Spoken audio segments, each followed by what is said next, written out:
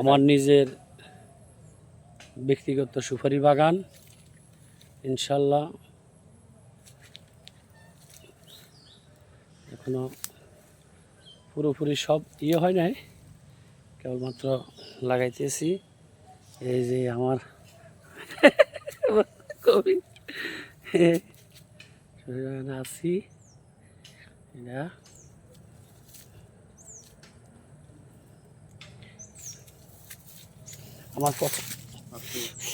আমার পছন্দের একটা আম গাছ, যেটা রূপালী আম খায়া বিচি লাগাইছিলাম, সেই আমের চারা থেকে থেকে গাছ হয়েছে।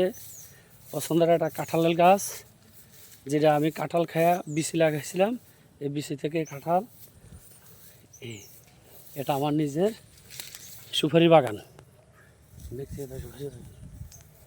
ব্যক্তিগত সুপারি বাগান। ইনশাল্লাহ আমার জীবনের প্রথম সম্পদ, নিজের অনেক কষ্ট পরিশ্রমের মাধ্যমে কিনা, আমার এই বন্ধুর মাধ্যমে সহযোগিতা সকল ব্যবস্থা করা।